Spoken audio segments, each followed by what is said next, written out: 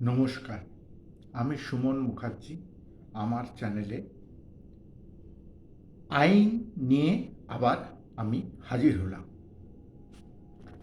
এখন যে বিষয়টা বলবো সেটা হলো, যেটা আমরা কোর্টে বা সবাই আমরা জানি, চলতি ভাষায় যেখানে বলা হয় অ্যান্টিসিপেটরি বেল বা অগ্রিম জামিন। পুরনো যে ক্রিমিনাল কোড অফ প্রসিডিওর ছিল সেটা হতো সিআরপিসির 438 ধারা অনুযায়ী। নতুন যে আইন, ভারতীয় নাগরিক সুরক্ষা সংহিতা 2023, সেই আইন অনুযায়ী এটা 482 তে এই প্রভিশনটা বা এই প্রভিশনটা রাখা হয়েছে, যাকে ইংলিশে বলা হয় direction for grant of bail to person apprehending arrest. অর্থাৎ ধরুন কাউর বিরুদ্ধে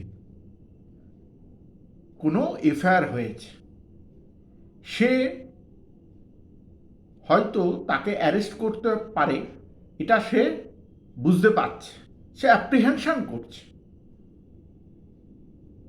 সেক্ষেত্রে এই সুযোগ সে পাবে। সেক্ষেত্রে কি করতে হবে? তাকে একটা উকিলের কাছে যেতে হবে এবং তাকে আগাম জামিন বা অ্যান্টিসিপেটরি বেলের জন্য তাকে আবেদন করতে হবে। কোথায় আবেদন করতে হবে?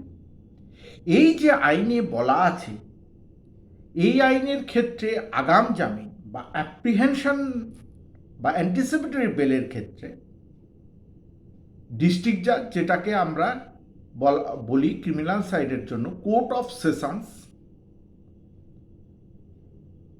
মানে সেশন জাজ যিনি, তার কাছে এটা করা যাবে।